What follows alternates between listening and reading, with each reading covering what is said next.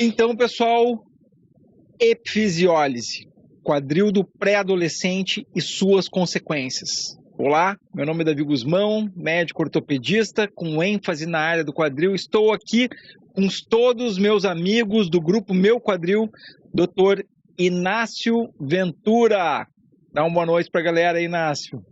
Boa noite a todos. Obrigado por estarem acompanhando mais uma vez. Aí, doutor Bruno Rabelo. Boa noite. E o doutor João Lopo. Boa noite a todos. Prazer enorme estar aqui novamente com o nosso querido grupo Meu Quadril. Maravilha.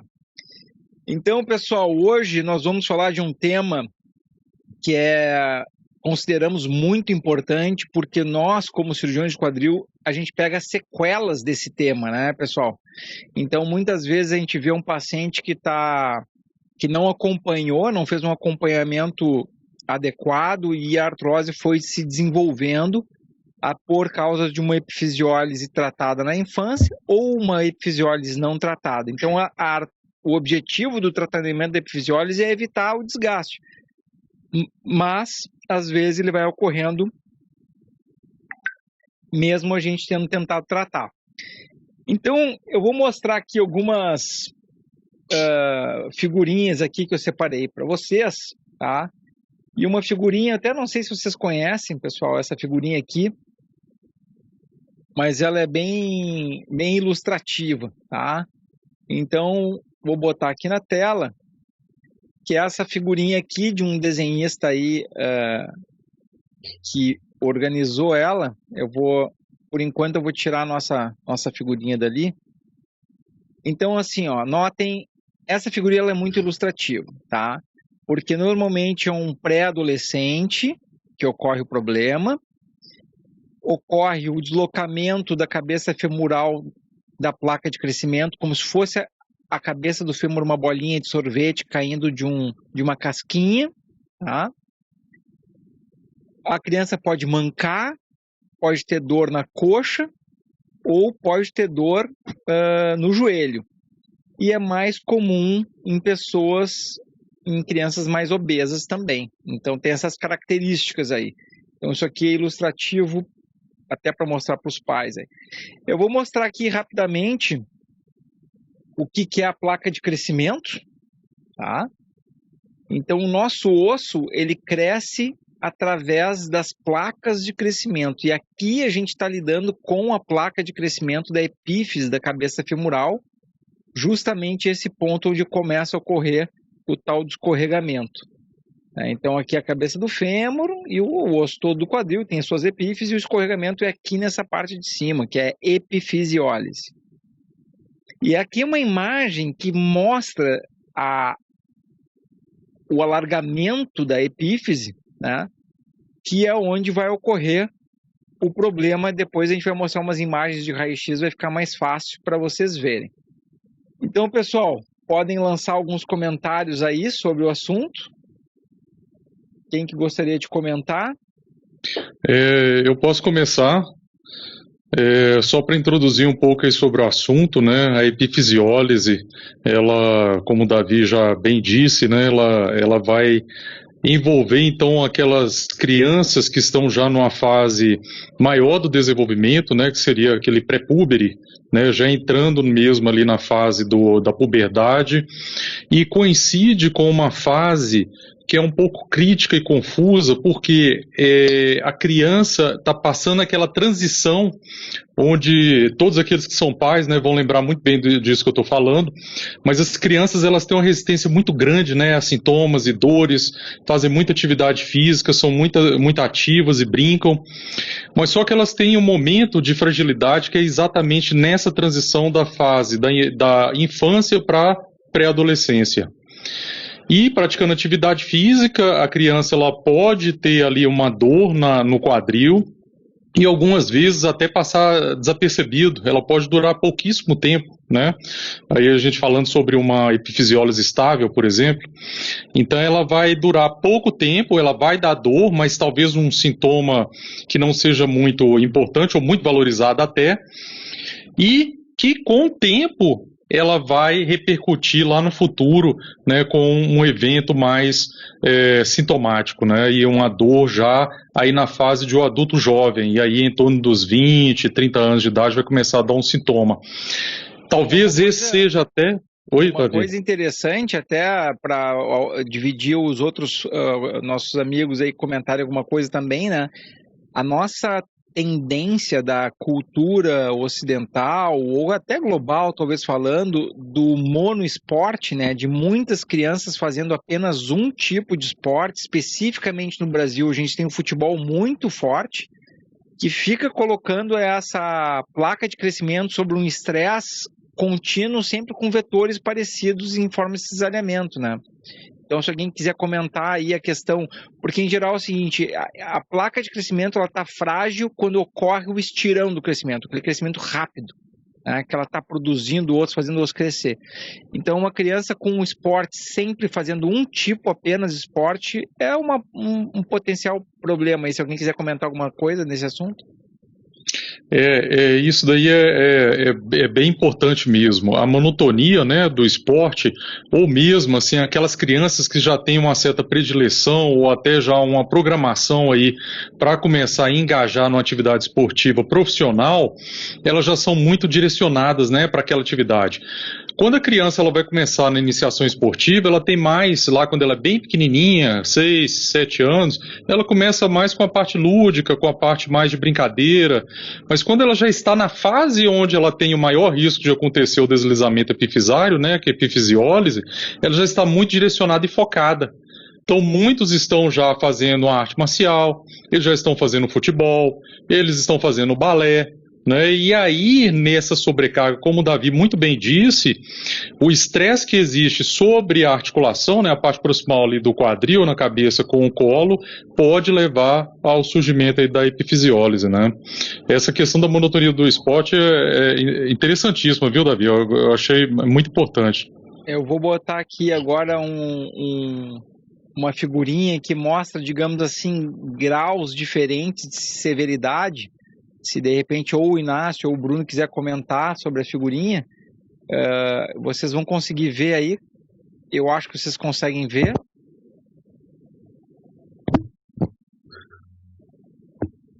Ah, tá visível. Vocês... Tá. Estamos vendo aqui. Até porque, para a gente explicar para o pessoal que tem diferentes tratamentos conforme o grau da severidade, né? Exato. Explica aí. Na verdade, a questão da epifisiólise é sempre importante deixar bem claro para os familiares, né? É que, apesar da gente ter um pico de idade, o sexo feminino em torno de 11 a 13 anos, o sexo masculino de 13 a 15, ela pode acontecer em qualquer idade. E nem sempre ela tem muita relação com o exercício físico, como muito bem colocado pelo Gusmão, só que alguns casos específicos, principalmente nessa fase que o Gusmão bem colocou, essa fase de estirão, essa fase de mudanças hormonais, ela pode acontecer independente de movimentos de trauma, de estresse sobre aquela região. E é por isso que é importante a gente sempre nessa fase, quando a criança ou quando a adolescente pré-púber comentar, a gente tem que levar um pouco a sério. Às vezes o que a gente vê, principalmente no hospital público, é que muitas vezes foi assim, não, ele começou com uma dor, a gente foi levando, achou que fosse uma dor muscular, e aí que veio o problema, né? E as consequências disso aí. Então a gente, por mais que a gente veja que nós temos dois grupos muito fortes para isso aí, que como o Gusmão disse, são aqueles que são mais cheinhos, né? Que isso a gente chama de síndrome ou pacientes adiposos genitais, nós também temos os pacientes magros que cresceram muito rápido, que são os pacientes que tiveram esse estresse de crescimento muito grande. Então, esses dois tipos de pacientes, eles têm que ser, óbvio, ter um foco maior, mas qualquer paciente, mesmo de forma atraumática, que envolva uma dor na articulação, uma claudicação, quer dizer, o mancar desse paciente, uma limitação de movimento, a gente tem que ficar atento. Uma outra questão é que existem alguns trabalhos, e que a gente começa a ver isso um pouco, que tem mais relação também com raça. Então as pessoas falam assim, a pessoa de pele mais escura pode ter mais chance, enfim. Então a gente sempre tem que ficar de olho em alguns padrões. Bilateralidade, uma coisa que acontece de um lado pode acontecer do outro lado. assim como a gente conversou numa live sobre necrose, a epifisiólise também tem essa relação. Apesar de ser mais comum em homem do que mulher, ele pode acontecer até em 25%, 30% do outro lado. Então a gente tem que ter esse controle, esse acompanhamento, né? Com relação ao desvio da cabeça, a gente tem alguns ângulos que a gente traça na radiografia justamente para determinar o quanto de deslocamento a gente tem do colo femoral em relação à cabeça. Porque a cabecinha do fêmur ela fica dentro do acetábulo e esse colo ele vai subindo. E essa alteração da relação entre a cabeça e o colo é que vai determinar uma outra alteração no futuro, que a gente vai conversar depois, que começa a levar ao processo degenerativo da articulação. Então, essa questão do cálculo desse ângulo é super importante para a definição do melhor tratamento no curto prazo. Né? A gente sempre tem que definir agora o que a gente vai fazer no curto prazo e as consequências disso aí, né, para frente. Uma coisa para o pessoal entender também, né, que a cabeça do fêmur, ela é nutrida através de uma artéria muito delicada que fica presa num ligamento. E na medida que isso fica deslocando ou o deslocamento é muito grande, aumenta a chance da epífise dessa cabeça sofrer alterações vasculares como a osteonecrose ou como a condrólise, né? Então também para o pessoal entender que esse grau de gravidade pode ter consequências se deixar isso aí solto, né? E então a condrólise é um dano à cartilagem que ocorre em função desse insulto vascular que a cabeça do fêmur sofre. Né? Perfeito. Eu vou botar uma figurinha. Vai lá, só para juntar um pouquinho esses conceitos todos aí e chamar a atenção para o que o Bruno falou. Você falou assim, uma coisa típica, talvez do mundo, mas que aqui no Brasil tenha muita questão do monoesporte. Eu diria que a epifisiólise pode sofrer muito o paciente com epifisiólise por 3 características básicas do nosso país. A primeira é essa questão do monoesporte, do futebol especialmente, que é um esporte de impacto e quase todas as crianças praticam. A segunda é a questão que o Bruno falou. E eu já comentei isso em outras lives nossas, que a gente tem que acabar com isso, com essa questão da negligência de sintomas. Então é o medo que o paciente, ou no caso os pais, tem de ir ao médico verificar sintomas. Então tem que acabar com isso. E a terceira, que aí é uma culpa do sistema de saúde do país, é da má qualidade de atendimento em saúde na grande parte dos serviços, especialmente serviços públicos do país, o que leva muitas vezes a um diagnóstico não feito. Então, é bom que fique claro para quem está assistindo que o sintoma mais comum da epifisiólise, apesar de ser um problema no quadril, é dor nos joelhos. Então, a gente aprende isso na residência, lá no primeiro ano de residência. Toda criança com dor nos joelhos, o médico da emergência tem que pedir raio-x da bacia. Então, se vocês passarem por essa situação e o médico não pediu, falem com ele. Doutor, não tem que pedir um raio-x da bacia, não, porque eu vi uma vez uma live do grupo do meu quadril e apesar da dor no joelho, a gente tem que investigar o quadril, porque é ainda muito mais nessa frequente. faixa etária, né, Inácio? Ainda mais nessa faixa etária. Exatamente. Perfeito. E com todo esse perfil de pacientes que vocês descreveram. Se o paciente já tem algumas alterações que nos levem a pensar nisso, é de pele mais negra, é gordinho, baixinho, com desenvolvimento sexual um pouco retardado, ou o outro oposto, muito alto, muito magro. Chegou esse paciente, tem que fazer o screening, senão a gente tem um paciente predisposto, um pai ou a mãe que às vezes não leva na emergência, no médico, no auxílio médico, e quando leva, o diagnóstico não é feito. E aí tudo isso vai piorando todo o prognóstico do tratamento. Às vezes uma cabeça que não estava tão desviada, como mostrou aí na figurinha, ela tinha um desvio ali de menos de 30%, vai começar a desviar mais porque essa criança continua às vezes andando, continua pisando, continua fazendo as outras coisas, e aí o prognóstico vai só piorando ao longo do tempo. Excelente. Pessoal, eu só vou perguntar se melhorou o áudio, que a galera estava dizendo que o volume do meu áudio estava baixo. Eu estou ajustando aqui. Pra gente tá bom aqui. Eles me avisaram que na transmissão lá estava baixo, agora eu já fiz um pequeno ajustezinho aqui, vamos ver se melhora. Tá? Aí, se a minha assistente puder me ajudar aí, Josi, dizer se o áudio ficou bom aí. Nas métricas aqui, aparentemente ele tá igual dos guris aí. Agora, pessoal, até se o Inácio quiser comentar essa figura aqui, eu acho que ele vai lembrar bem do que está sendo mostrado aqui é uma figurinha de exame físico aí, Inácio, que mostra a perna aqui com essa rotação externa exagerada, aumentando, e o sinal da flexão aqui quando o flat faz essa rotação externa aí em abertura. Eu acho que é uma coisa talvez útil para as pessoas saberem do que está acontecendo. Às vezes ajuda, o famoso sinal de Drennan, né, vamos dizer.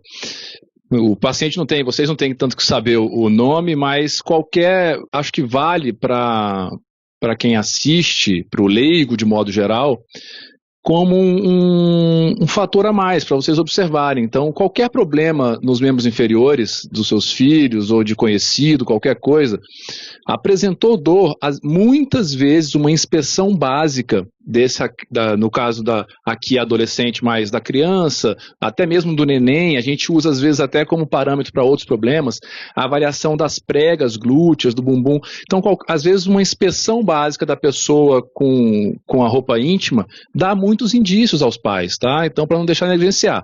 E para ficar nesse estágio aqui, dessa foto que o Guzmão exemplificou, é uma epifisiólise provavelmente com os desvios um pouquinho maior. E na epifisiólise tem um fator que, vamos dizer assim, que ajuda um pouquinho nesse problema da negligência, que a gente tem uma classificação básica e que determina muito o prognóstico, que é em 2 grupos. Se a epifisiólise é estável ou instável. A epifisiólise estável é aquela que o adolescente, o pré-adolescente, ele consegue fazer carga, ele consegue apoiar o pé no chão e pisar ainda. Essa tem um prognóstico essa é a mais difícil de vocês descobrirem, vamos dizer, e é a que vai passando, como o João falou, e a gente vai levando e não leva, às vezes, o pré-adolescente no hospital.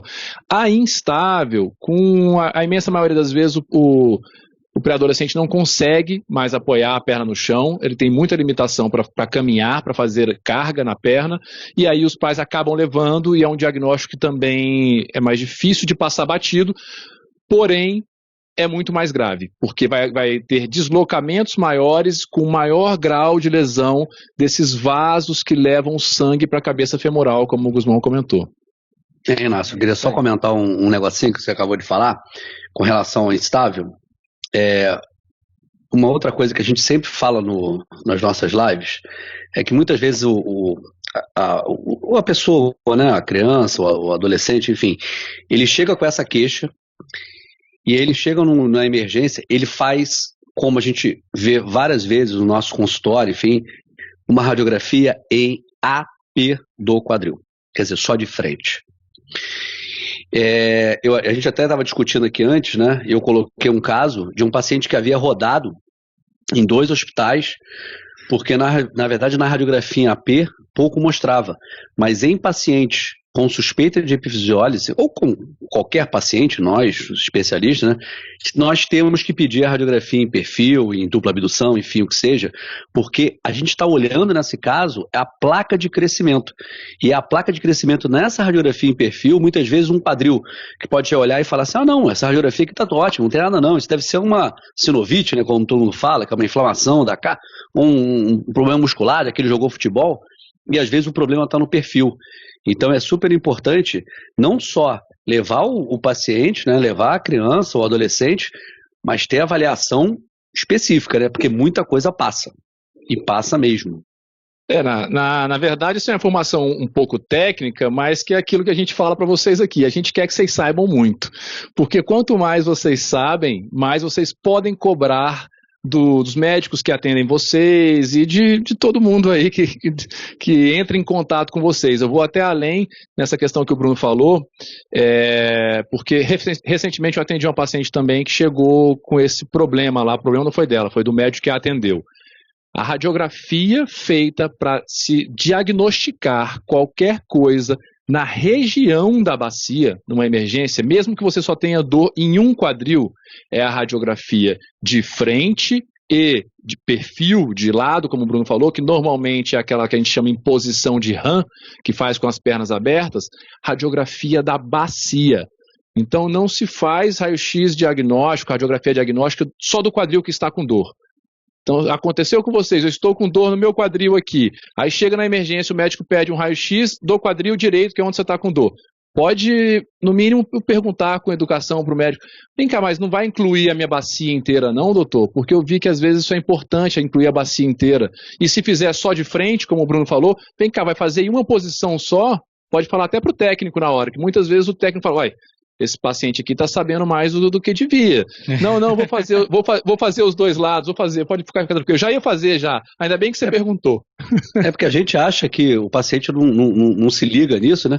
O paciente recente teve comigo e falou assim, mas eu vou fazer, suspeitando de impacto, enfim, eu não vou fazer a incidência de DAN 45 e DAN 90. Eu falei, caramba! Então, quer dizer, o nível está aumentando, então a gente tem que dar subsídios para isso aí, né? Perfeito. Com certeza. Aquilo que a gente fala, né? A gente quer criar mini especialistas na área do quadril, né? Informação então, vou aproveitar que a gente está falando de raio-x, o Bruno mandou um raio-x aqui de um paciente que vai ser operado em breve até, né, Bruno? Então, vou mostrar aqui o raio-x e eu posso... E é justamente o que a gente acabou de conversar agora, né? Exato. Esse é o caso. Então, é um caso que ficou passando...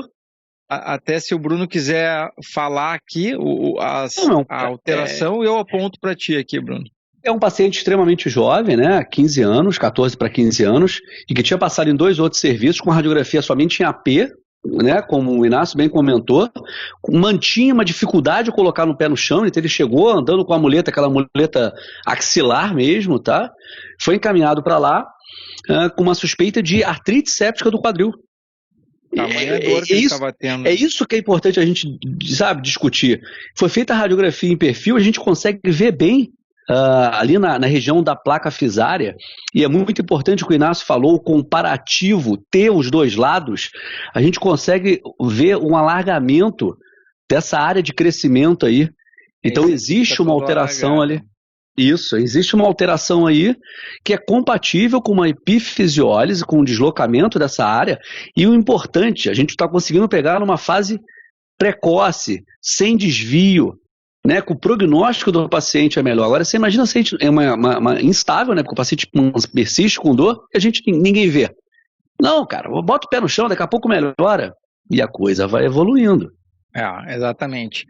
E uma coisa que é muito importante também, assim como na osteonecrose, é que a epifisiólise ela tem uma certa incidência de bilateralidade, né? Então, tu detectou de um lado, até tem uma discussão um pouco hoje, conforme o perfil do paciente, tu faz um tratamento profilático, né? Que eu tenho uma tendência a ser favorável disso, ou tu tem que observar muito de perto aquele outro quadril. Não dá para bobear, ele pode escorregar quase sem sintomas, né? Principalmente naqueles grupos epidemiológicos que a gente conversou no começo, né? No início, dos pacientes que a gente tem que ficar mais de olho, com certeza. Exato. Isso foi bem interessante você ter ressaltado isso, Guzmão, porque é uma coisa que vai contra a naturalidade, vamos dizer assim, de fazer uma cirurgia sem sintomas. Mas esse é o caso em que tem que se avaliar com muito cuidado e talvez tenha indicação. Eu, quando atendi em emergência, que recebia mais esses pacientes, nesses pacientes de grupos de alto risco, eu também sou favorável. Eu operava os dois quadris, tá? Totalmente então, favorável. É bom para os pais não estranharem, assim, mas meu filho está com dor em um quadril, tem epifisiólise em um quadril, o médico diz que vai operar os dois. É por essa razão, é para evitar que possa acontecer um mal maior e que seja fixado o outro quadril antes dele deslizar. Tá? Recentemente, um paciente com renal crônico lá no Lindu teve o escorregamento de um lado, paciente de 12 anos de idade, quer dizer, 11 anos de idade, sexo masculino, que foge um pouco da faixa etária padrão, fixamos os dois lados, porque tem uma tendência nesses pacientes à evolução de bilateralidade. Perfeito. Ponto aí que eu acho interessante também, aí mais para os pais, né? Ficou bem baixo teu áudio, João, não sei se está baixo para os outros também. Tá um pouquinho baixo. Estão me ouvindo? Sim, mas está um pouquinho baixo. Alô? Oi? Melhorou. Esse microfone, cara, tem que engolir ele. Então, Um ponto importante aí para os pais que estão nos ouvindo, né? Faixa etária das crianças que ocorre isso. Então, nas meninas ocorre um pouco mais cedo. Aí, por volta dos 9 anos, 10 anos de idade, já tem um risco de ocorrer. No menino ocorre um pouquinho mais tarde, em torno dos 10, 12 anos de idade. Isso vem por questões hormonais também, de desenvolvimento da menina, que é diferente do menino. Então, um sinal de alerta, criança que começou com dor no quadril, quando a gente fala quadril, não é na lombar, não é nas costas, não. É na região da frente do quadril, na juntinha ali do encaixe da cabeça do fêmur, como assim se diz, né? E numa primeira avaliação, talvez não se observe nada, é sempre importante fazer um acompanhamento, tá? Então, se mesmo que você tenha ido no pronto-socorro, que naquele primeiro momento, como os casos, né, que já mostramos aí, que não foi visto nada de importante naquele primeiro momento, mas que num segundo momento pode perceber aí o sinal da epifisiólise, né? E lembrar que ela tem uma incidência muito grande de bilateralidade, né? E concordo muito também com a questão da fixação profilática aí no lado contralateral, né? Acho que é isso. Digo, João, antes de você botar aquele slide, só para deixar claro para os pais, às vezes, que estão nos vendo, não é só porque uma menina fez 9, 10 anos de idade e o menino 11, 12, que tem que radiografar todo mundo. Não, de maneira nenhuma. É importante vocês entenderem que... A incidência disso é de 10 casos para 100 mil, ou seja, é um caso para cada 10 mil pacientes. A gente tem que ficar ligado nos... Uma criança em 10 mil. Isso é o que está nos livros. A minha impressão é que esses casos estão aumentando essa incidência. Não sei se vocês têm essa impressão também. Sim. Eu tenho por conta do diagnóstico e da precocidade de acesso também, né, ao sistema de saúde. Então hoje o pai, por muito menos, ele já leva o menino no hospital para fazer uma avaliação. E é sempre importante ter um segmento, né? Criança é o tipo do paciente que você tem que acompanhar um pouquinho mais, né? Eu pessoalmente eu não acompanho crianças, né? Eu trato mesmo de adultos. Na verdade, até fazer um parênteses aqui, né? Todos nós aqui tratamos de adultos. Só que a gente não quer que essa sequela venha chegar cada vez mais para a gente. A gente está aqui para falar falar para você sobre isso, justamente para evitar essas sequelas aparecerem para a gente, né, pessoal? Porque medicina preventiva que a gente está fazendo aqui, né? Isso aí. Exatamente, até porque, vou jogar aí uma frase. Pasmem, mas a epifisiólise, ela foi o problema descrito como a origem ou a chave para a síndrome do impacto femoroacetabular. Acreditem ou não. Mas em 1999, quando Gans descreveu o impacto femoroacetabular, ele citou como uma causa a epifisiólise. Olha só. Ela é um modelo, né?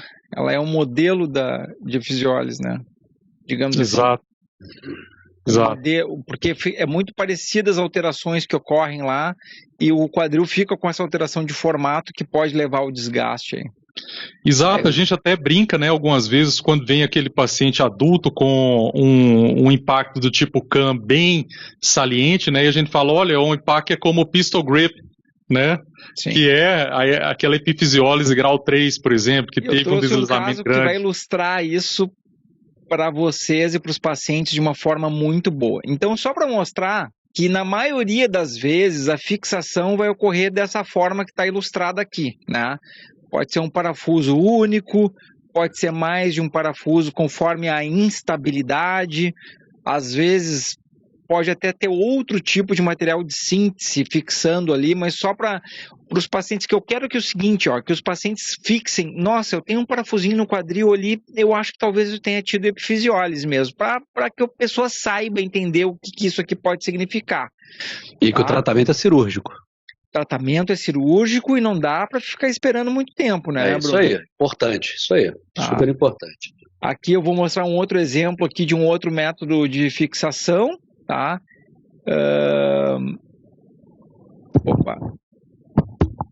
Que é basicamente que às vezes pode necessitar, né, 2 parafusos. Aqui foi feita a redução, né, Bruno? Na verdade, o que acontece é o seguinte, a gente às vezes pega uns casos com escorregamento um pouco mais acentuado em pacientes ainda em fase de crescimento, com a fise aberta, na maioria dos casos, em que a gente tem que fazer a a colocação no eixo anatômico, né? Reduzir aquilo ali, né? Botar certinho o colo com a cabeça. Por quê? Porque antigamente a gente via, a gente sabe disso, né, Inácio, na nossa época de residência no INTO, que quando a gente via a epifisiólise, mesmo ela escorregada, quer dizer, ela muito desviada, a gente fazia uma coisa chamada fixação in situ, quer dizer, aonde estava o desvio, a gente colocava aquele parafusinho que o Guzmão colocou. Só que as consequências disso aí, que a gente começou a aprender depois, está relacionado justamente ao quê? Ao impacto fêmuro-acetabular, né, que é quase praticamente o CAMI, e o desenvolvimento de uma artrose precoce. Então, essa osteotomia que a gente faz, em alguns casos selecionados, são desvios maiores, no qual a gente faz um acesso cirúrgico, fazendo uma osteotomia chamada osteotomia de Dan. É uma osteotomia de dentro do colo, para justamente tirar um fragmento daquilo ali e corrigir justamente o eixo entre a cabeça do fêmur e o colo femoral.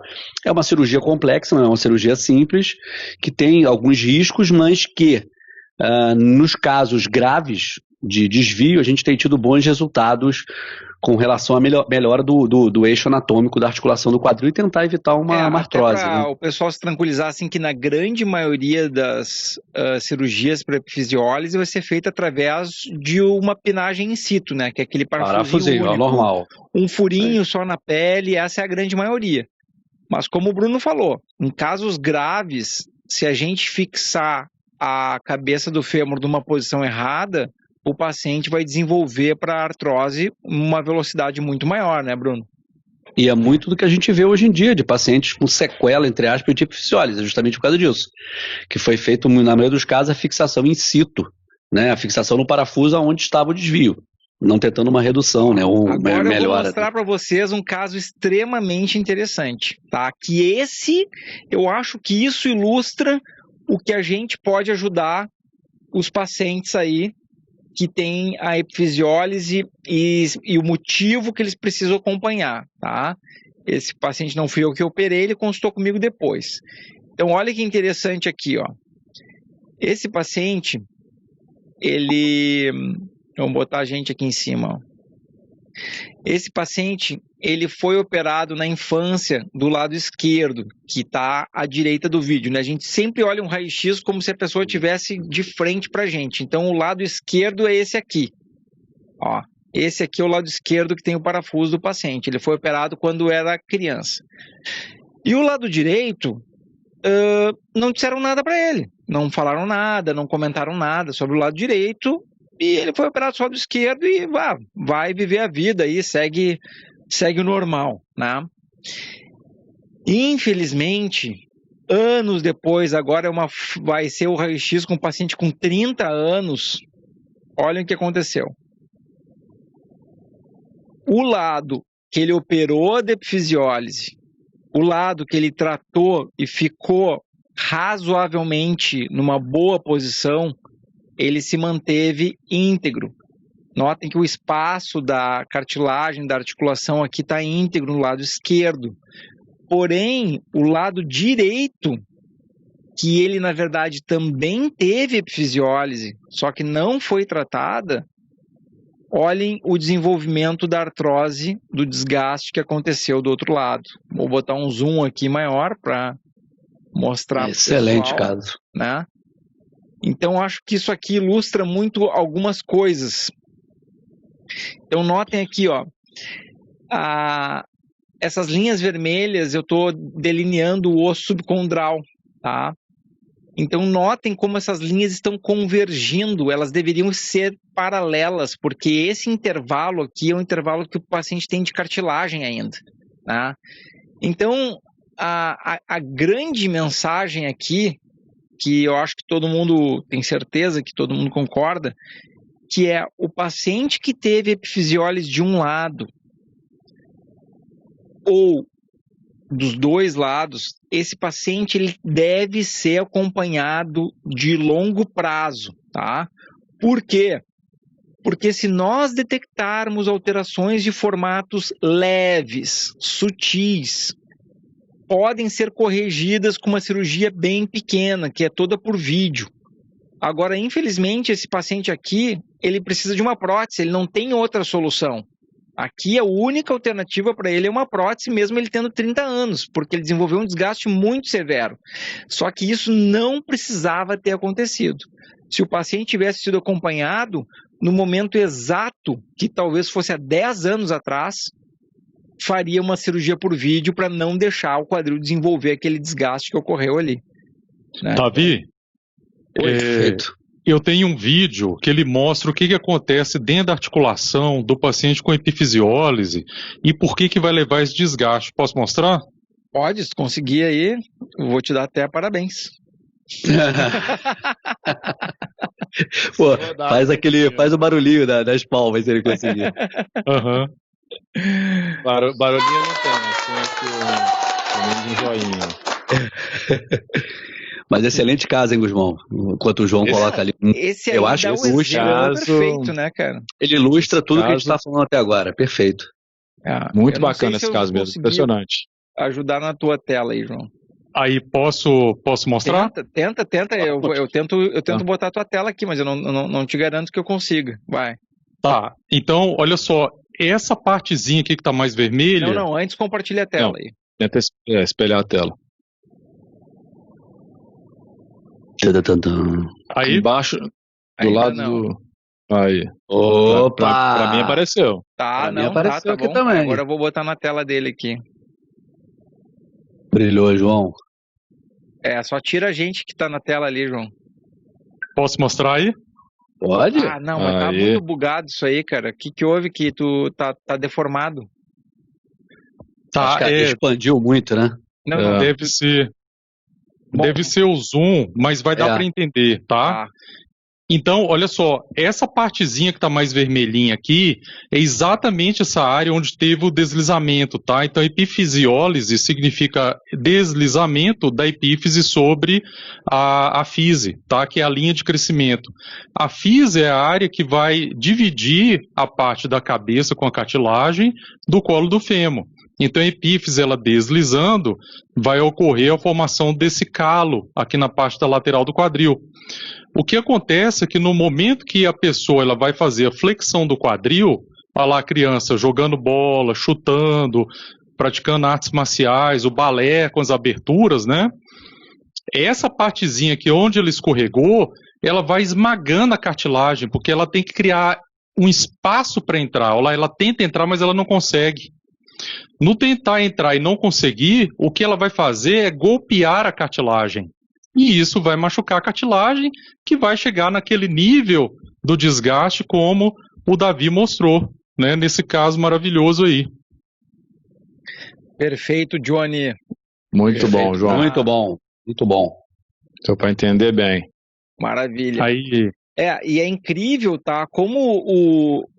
E agora, o que aconteceu?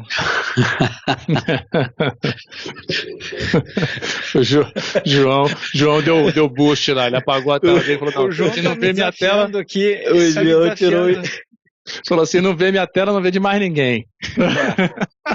O João tá me desafiando no máximo aqui. Mas quem sabe faz ao vivo, né, pessoal? É isso aí, Faz ao vivo.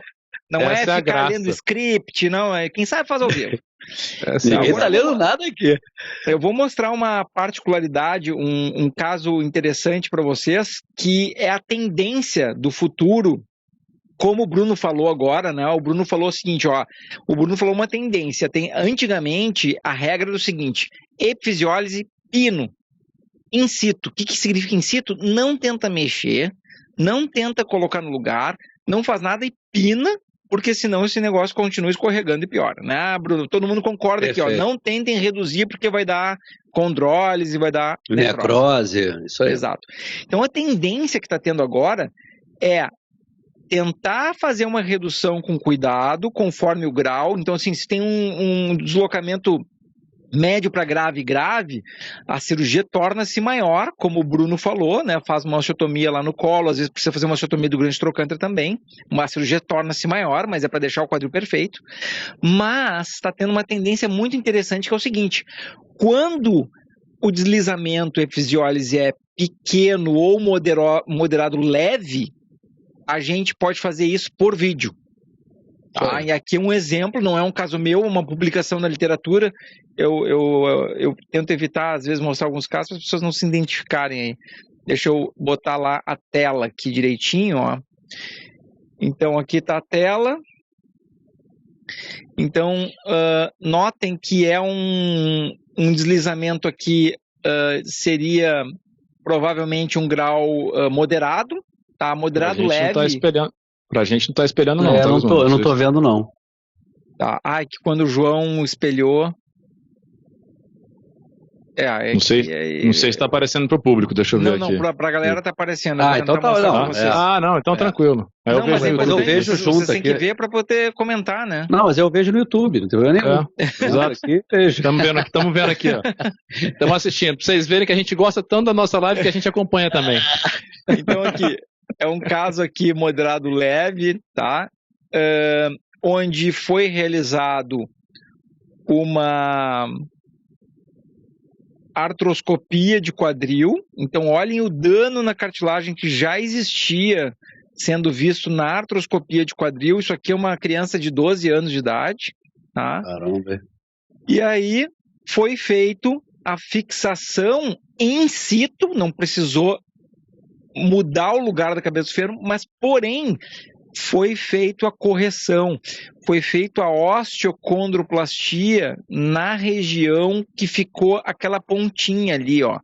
Aquela pontinha do colo, foi realizado a osteocondroplastia para deixar o quadril no formato o mais esférico possível, para que não precise, para que não ocorra o que o João mostrou, que foi o impacto femoroacetabular decorrente da epifisiólise. Né, excelente.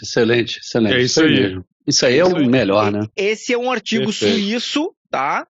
Do Michael Leonin, que é o genro do Reinhold Gans, que desenvolveu aí toda a era moderna da preservação da cirurgia do quadril, né? A gente deve muito a ele.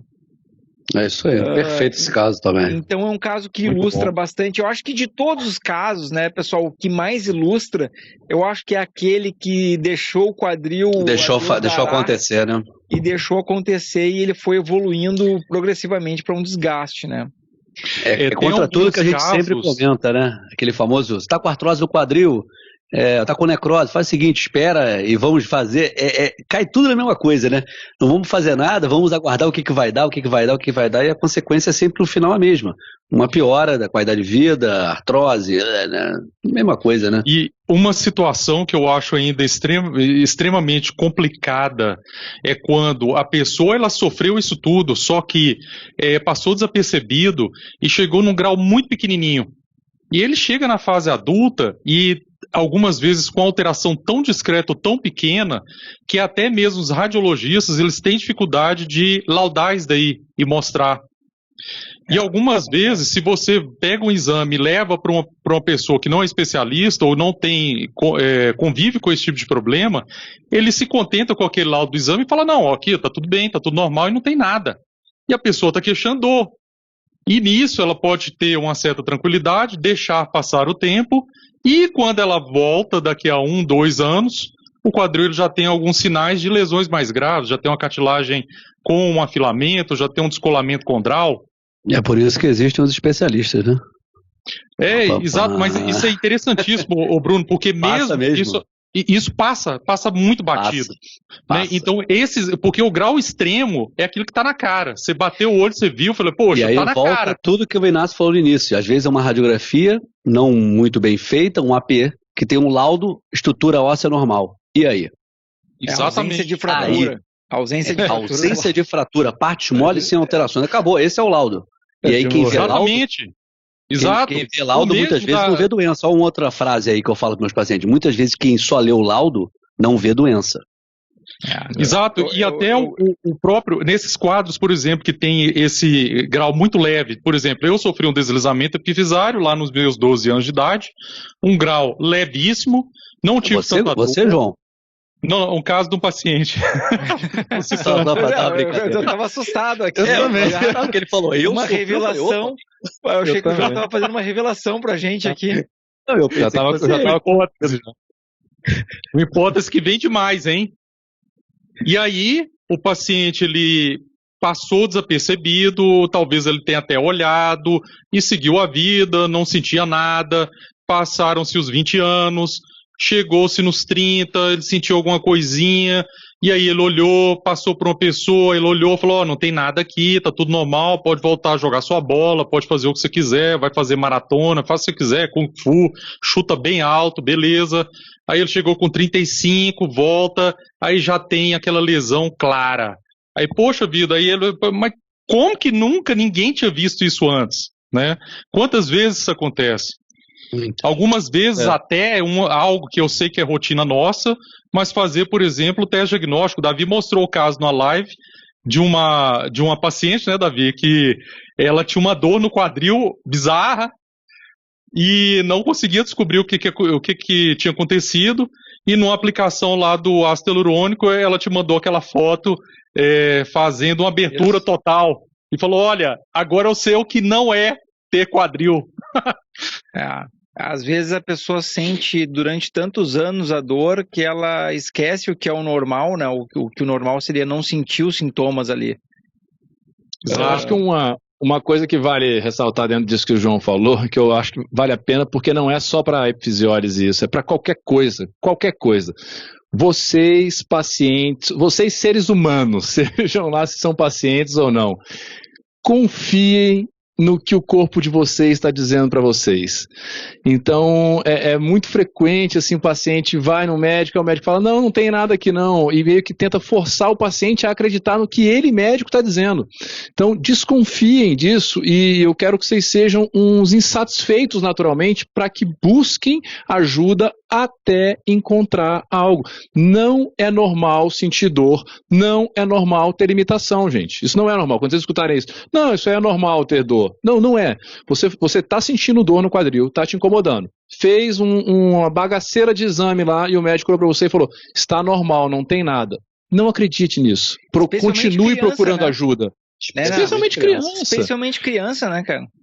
Criança tem dificuldade imensa, a gente não sabe nem como confiar no sintoma dele, né? Então tem que ouvir. Busquem outras opiniões, gente, até ver se realmente não encontra nada. Exato. E uma outra coisa também, um outro conceito que eu acho que nós teríamos que trabalhar isso daí, e que eu vejo muito frequente, assim, até entre colegas, entre colegas médicos. E no ambiente cirúrgico, por exemplo, chega um paciente, ou chega uma pessoa que está lá, e fala, poxa, mas esse paciente que está indo operar agora é um paciente extremamente jovem, por que ele já está operando o quadril? Então, o que nós estamos falando aqui são de técnicas preservadoras da articulação do quadril. Então, são técnicas para evitar que vá desenvolver a artrose no futuro. E que tenhamos que colocar a prótese independente da idade. Colocar a prótese, exato. Então, quando você vê esse paciente jovem, a gente levando esse paciente jovem lá para o bloco cirúrgico, é porque nós estamos querendo preservar a articulação dele. Com essas técnicas minimamente invasivas que foram ditas aqui, que o Davi falou, a gente conseguir consertar essa anatomia que, porventura, ela aconteceu lá no passado, mas que ainda há tempo para corrigir o problema. Eu brinco que a cirurgia de vídeo quadril é uma cirurgia extremamente delicada. Ela é como se fosse uma micro-retífica. Então você vai pegar aquela peça, só que você não vai levar ela ao torno. O torno vai até ela. Então você vai pegar com as lâminas. Mais uma frase épica. Mais uma frase. Você não leva o quadril ao torno, o torno vai até ela. Vai até ela. Eu espero que alguém esteja gravando isso aqui, porque essa frase também vai entrar pros anais aí. Ó. Uma mini retífica aí, João, entrou pra história de novo. É uma micro retífica. Então, com correção de milímetros, né, entendam? Então, são milímetros de 3, 4 milímetros que a gente corrige ali, mas que ganha numa amplitude de movimento enorme, o suficiente para não mais causar aquele movimento que eu mostrei no vídeo, de arrancamento da cartilagem, de esmagamento da cartilagem. Imagine que a cada momento que você está fletindo o seu quadril, que você está dobrando o quadril, dobrar o quadril, quando a gente fala isso, é trazer o joelho junto ao peito. Então, quanto mais próximo você traz o seu joelho junto ao peito, mais vai doer ali na região da virilha, é porque o seu quadril ele está como um painel de injeção eletrônica ali do carro acendendo, a luz de alerta. Algo tem errado. Passe o scanner, faça o diagnóstico do problema e corrija. O João é fanático pro carro, pessoal. Qualquer analogia não é coincidência. Vai tudo pro carro. Eu acho que o pessoal entendeu, né? Vamos, acho que para contextualizar, é importante para o pessoal entender que a gente começou falando do tratamento no momento da epifisiólise, quando aconteceu, antes de acontecer, na verdade, para já tratar, procurar ajuda, e depois, no momento da epifisiólise, quais os tratamentos daquele momento. O que a gente está falando agora é, primeiro, deixar claro o recado que, infelizmente, epifisiólise é uma doença cruel. Em que sentido? Ela tem imensas chances de ela deixar alguma sequela, tá? Tendo sido bem tratada, ou maltratada, ou não tratada, negligenciada, ela tem grandes chances, infelizmente, de evoluir para alguma sequela. Existem 3 complicações mais frequentes da epifisiólise que foram faladas aqui ao longo, mas só para juntar para vocês agora. Uma, condrólise. Tá? Então, é um desaparecimento da cartilagem da junta. E isso acontece por conta da própria fisiólise, às vezes por conta do próprio tratamento. Segunda, necrose, como o Gusmão falou, quando essa cabeça desloca ali do colo do fêmur, pode-se romper os vasos e você tem uma necrose que funciona como outras necroses aqui que a gente já comentou, com o agravante de ser num paciente muito jovem, muitas vezes com 16 anos de idade ele está com a cabeça completamente morta. Tá? E a terceira é o impacto femoroacetabular com essa deformidade que a gente mostrou, com uma consequente artrose, assim como todo impacto pode levar. Só que também com o agravante de que a epifisiólise costuma levar a impactos grandes, muitas vezes. Então, são artroses em pacientes muito jovens, também antes, às vezes, dos 30 anos de idade. Tudo aquilo que a gente falou antes foi para evitar ter alguma dessas 3 complicações. E o que o Gusmão falou também no momento aqui no meio foi essencial, que é, se eu estou falando para vocês que infelizmente a epifisiólise evolui com muita frequência para uma dessas 3, tem que haver monitorização. Então, se você teve epifisiólise, siga monitorando o seu quadril o resto da vida, para aí sim fazer isso tudo que o João está falando e que o Gusmão falou, que a gente comentou aqui, que é intervir, às vezes precocemente, para ainda assim salvar o seu quadril. Senão, a chance é muito grande de você terminar numa prótese de quadril. É porque muitos pacientes acham que porque operaram e colocaram um parafuso de fixação, né, como resolveu. O colocou, resolveu. Não quer dizer que vai evoluir para artrose, não quer dizer isso, a gente não está comentando isso. Mas esse recado que nós estamos dando e que o Inácio enfatizou agora é super importante. Tem que ter acompanhamento. Não tem jeito. Perfeito. Então, assim, ó, eu adoro as sínteses do Inácio, né? O Inácio, ele faz nossa síntese aqui, tá de parabéns. A capacidade de fazer síntese é uma capacidade muito importante da gente ter. E agora o Bruno chamou atenção a outra coisa. Então, assim, uma outra mensagem aí, ratificando o que o Bruno falou, que é, se vocês têm um parente, um filho, um primo, um amigo, ou se vocês tiveram epifisiólise na infância, vão avaliar amanhã. Vão avaliar, não percam a janela de ouro da oportunidade, que é quando a gente pode fazer algo e preservar a articulação. Como eu comento às vezes, né, uma vez uma paciente me disse, doutor, mas cirurgia, eu indiquei para ela uma cirurgia por vídeo. E ela falou assim, mas cirurgia só no último caso. Aí eu falei assim, olha, a cirurgia por vídeo, em último caso, ela já não funciona mais. Aí o último caso é a prótese. Tá? A cirurgia por vídeo, ela tem uma janela de oportunidade. Assim como se um paciente que teve epifisiólise, se ele não foi operado dentro da janela de oportunidade, ela vai evoluir rápido cada vez mais e até acontecer casos muito graves, inclusive que eu quero mostrar aqui um caso que o Bruno mandou de uma... para vocês terem noção da dificuldade que é fazer a cirurgia de prótese caso o paciente fique desassistido. Fique abandonado e vai evoluindo cada vez mais, ou que ele tenha uma epifisiólise muito grave. Eu vou botar aqui, Bruno, o raio-x que tu mandou, tá? Então ali, ó. Esse caso é muito interessante, tá?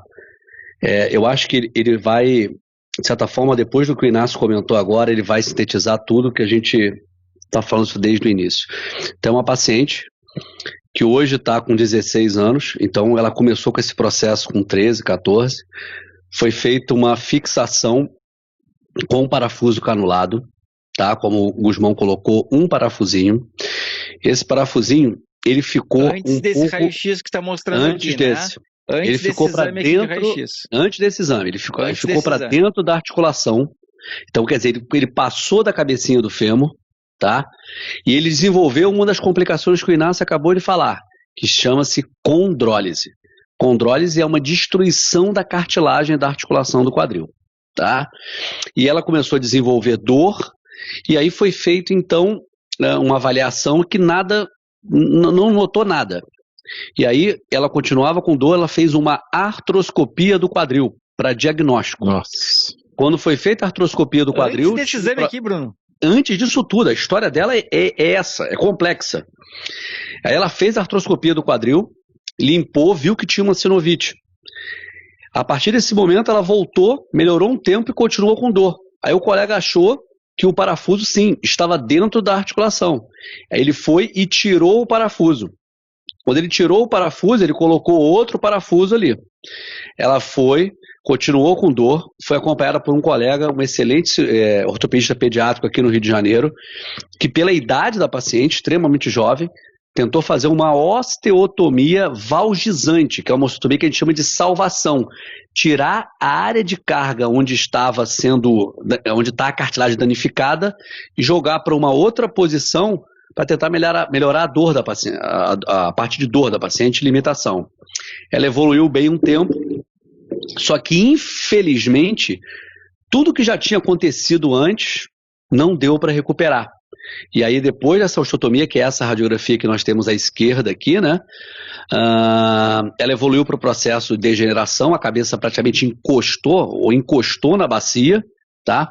E não teve outra solução a não ser numa paciente extremamente jovem, de 15 anos de idade, a gente retirar essa placa, fazer uma osteotomia do fêmur, acertar esse eixo do fêmur e colocar uma prótese total de quadril, tá? Então, o que é interessante a gente perceber, essa paciente hoje está bem, muito bem, mas é uma paciente extremamente jovem. Se a gente olhar a radiografia da esquerda, perceba como a bacia dela estava torta, muito torta, ela andava mal, qualidade de vida ruim. Então isso para uma menina principalmente era muito ruim na parte de escola dela. Ela sempre se queixava disso. E a gente conseguiu alinhar esse eixo da bacia. Então hoje é uma paciente extremamente jovem com uma prótese, mas que foi a última solução, foi a única opção que nós tínhamos para devolver a qualidade de vida para a paciente. Então é óbvio que o Gusmão bem relatou, a gente quer evitar isso aí. E aí tem todas as medidas que nós colocamos antes, mas em muitos momentos é isso que nós temos que fazer. Porque o nosso objetivo é sempre o quê? Qualidade de vida do paciente, que o Inácio colocou. Como a gente diz, né? Assim, ó, a prótese é uma excelente cirurgia, a gente tem resultados muito bons, que os pacientes ficam maravilhados, mas nenhum quadril é melhor do que o natural. A gente quer tentar manter o quadril natural, o quadril que Deus fez. Ô Bruno, eu acho aqui que a tua paciente está assistindo aqui. Olha aqui, vamos botar o comentário dela aqui para tu mandar um beijo para ela aqui, ó.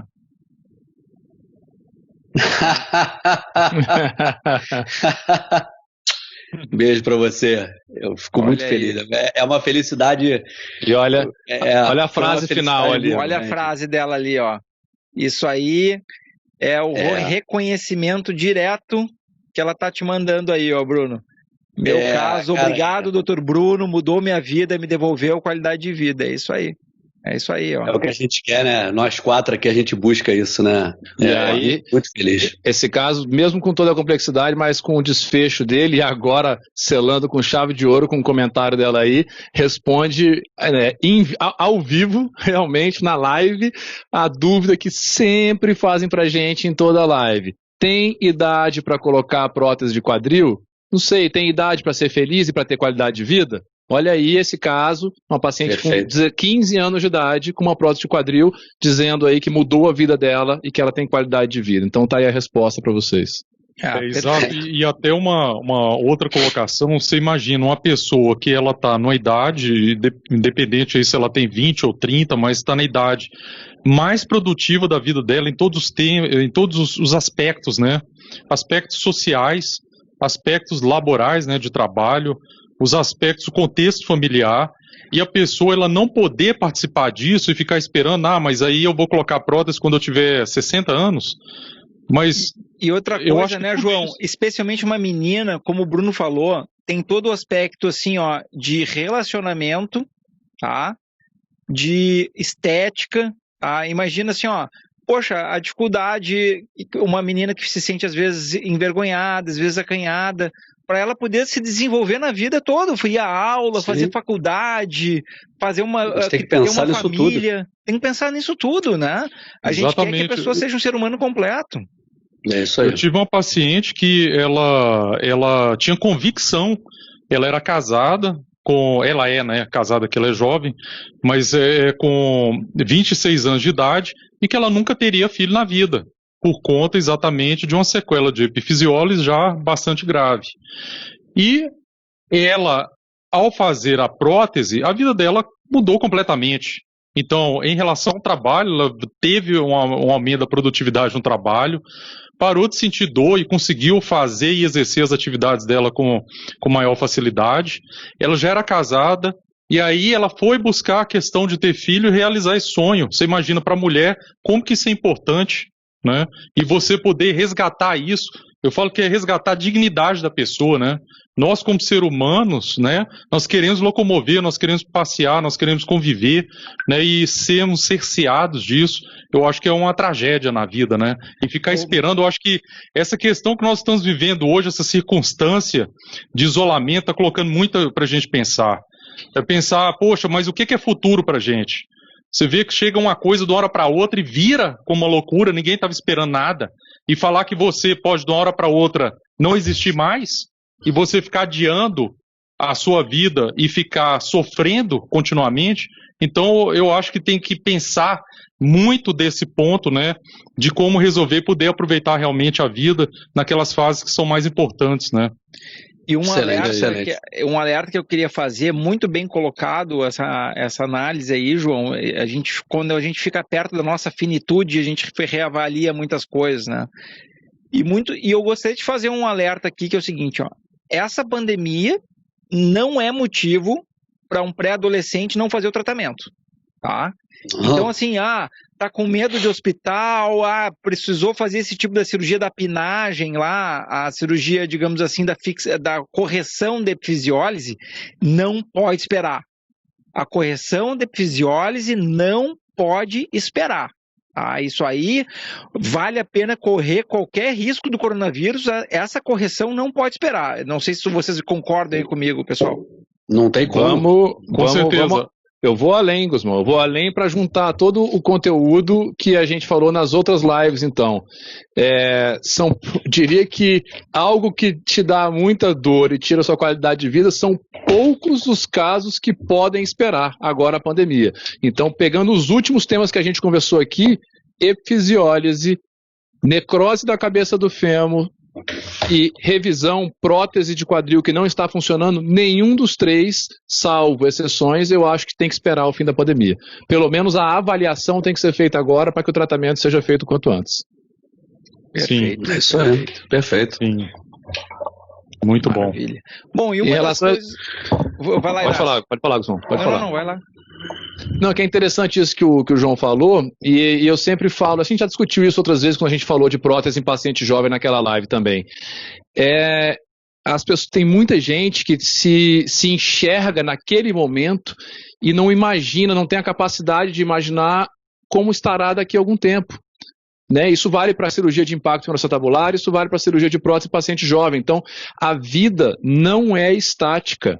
A vida é extremamente dinâmica. Nós, raça humana, chegamos onde chegamos por ter uma grande capacidade de adaptabilidade. Nós mudamos muito. Então, eu tenho pacientes que você fala assim, mas eu tenho uma dor no quadril aqui, Inácio, mas eu não vou fazer essa artroscopia não, porque está doendo. Mas eu nem faço nada de esporte, né? Eu não gosto de esporte, e quando eu estou tranquilo, eu falo, sim, você não gosta de esporte hoje. E às vezes um cara com 23 anos de idade, eu falo, se quando você tiver 29 ou 34, o seu filho falar assim, joga bola comigo, pai. Será que você vai continuar sem gostar de esporte? Então a gente não tem capacidade muda, de prever como nós seremos daqui a alguns anos, gente. A vida é muito dinâmica. A gente tem que colocar isso no tabuleiro da decisão, pelo menos. Não quer dizer que você vai operar, mas no mínimo você tem que cogitar que essas mudanças podem ocorrer ao longo da vida. E cada vez mais, porque a vida está ficando cada vez mais longa. Então hoje está se falando de expectativa de vida está atualmente de 70, mas que talvez em 2050 seja de 135 anos. O que é isso? A gente acha que vai saber o que vai acontecer com a nossa vida nos próximos, sei lá, 60 anos, gente?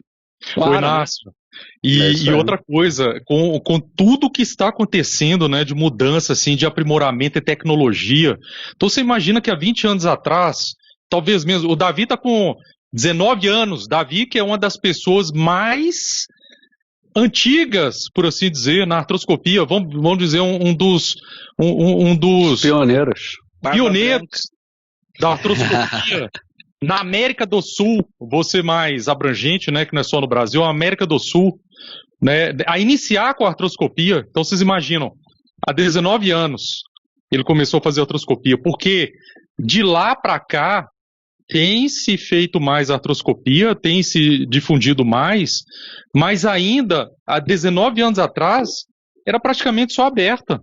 E como nós sabemos que não são todas as pessoas que, inclusive, têm acesso a uma técnica minimamente invasiva, que a cirurgia ela pode ser muito bem feita até da forma aberta, né, com a luxação do quadril, a técnica inicial ela foi feita dessa forma, não justifica também não se tratar o paciente, né?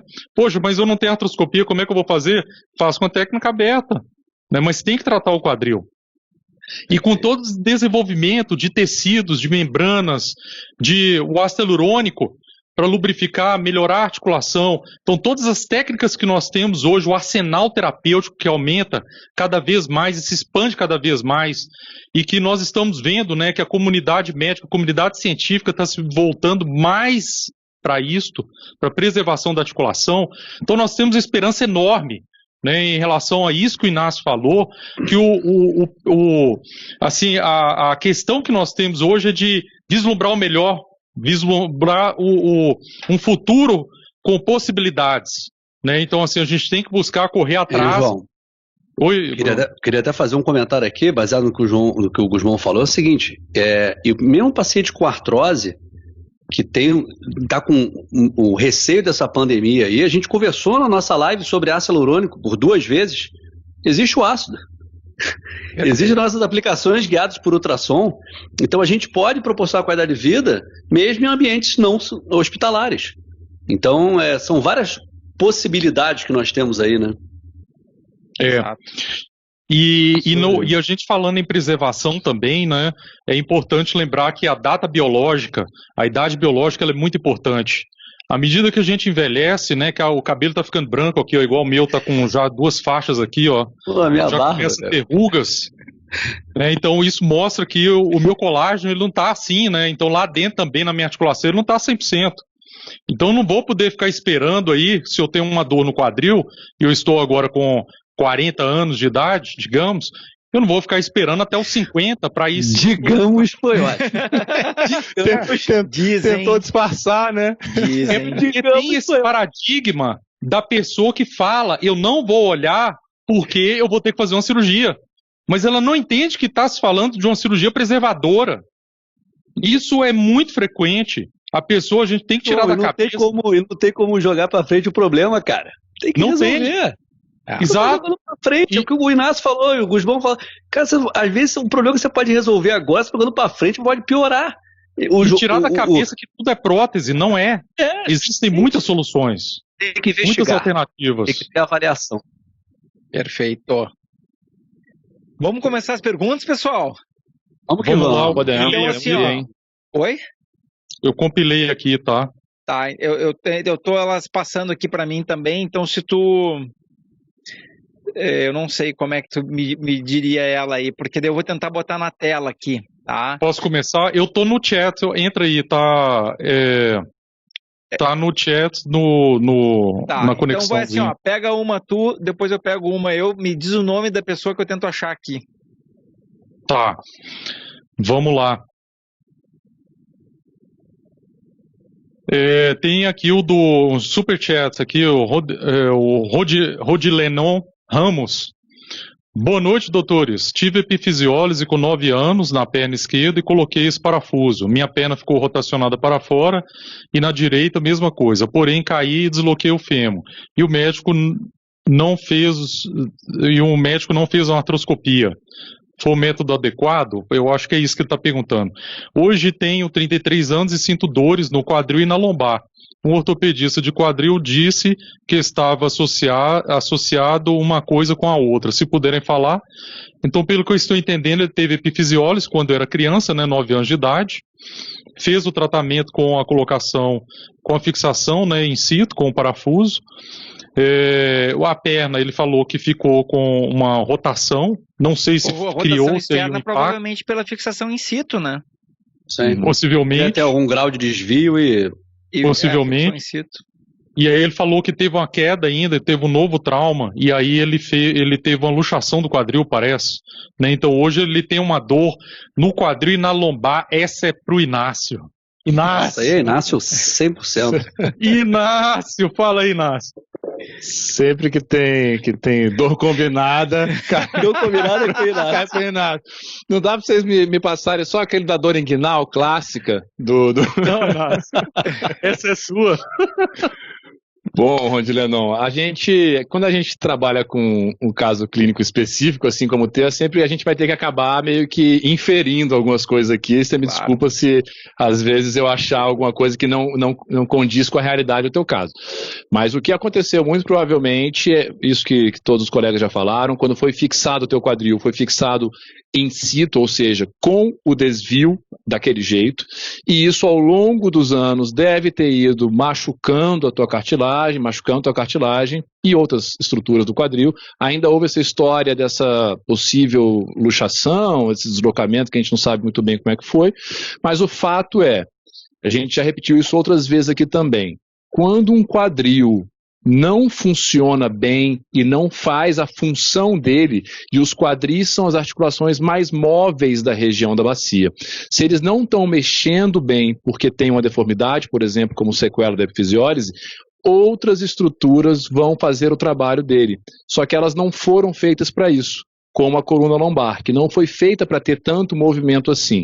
Então, com o decorrer do tempo, não só foi havendo provavelmente um desgaste aumentado do teu quadril, que já deve ter algum grau de artrose, tá? Como esse movimento alterado do quadril foi levando a um acometimento da coluna lombar em algum grau, que isso a gente não tem como saber, mas pode ser inclusive que já tenha também o desenvolvimento de artrose na coluna lombar por conta de uma sobrecarga dessa articulação porque o quadril não estava funcionando bem. Perfeito. É impressionante como é frequente, cara, aqui, ó, tem bastante gente com epifisiólise aqui nos comentários que eu estou olhando aqui. Então aí o Paulo Freire: boa noite, sou de São Caetano, São Paulo, tive epifisiólise aos 13 anos, hoje com 46 terei que colocar a prótese. Sérgio Freire. Desculpa, Sérgio Freire, desculpa.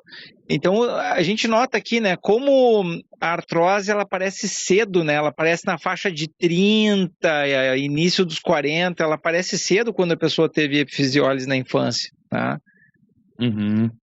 Vou pegar um outro comentário aqui. Eu vou dizer que muitas vezes a impressão que eu tenho é que aparece até antes, Guzmão. Eu também vai levando, né? Ela aparece antes e aí as pessoas vão levando às custas de bastante sofrimento e vai se readaptando ali, vai se readaptando, que você acabou de falar. E aí o detalhe adicional que vale é isso. A epifisiólise, ela gera uma deformidade muitas vezes tão grave, vamos dizer assim, no quadril, que esse fato de ir levando muitos anos, às vezes quando vai operar, já se tornou uma operação mais complexa até, tá? Já é uma prótese mais complexa do que seria 5, 10 anos antes, e às vezes com esse acometimento da lombar, acometimento do joelho, acometimento do quadril do outro lado. Então tem que ter cuidado com esse ir levando as custas de como aquilo que a gente falou é verdade aqui, ó, comentário, Taxi Game, meu filho, demoraram a descobrir. Isso é uma coisa bem comum que a gente vê no dia a dia, né? Só. Muito. Bem comum que a gente vê no dia a dia. Muito comum.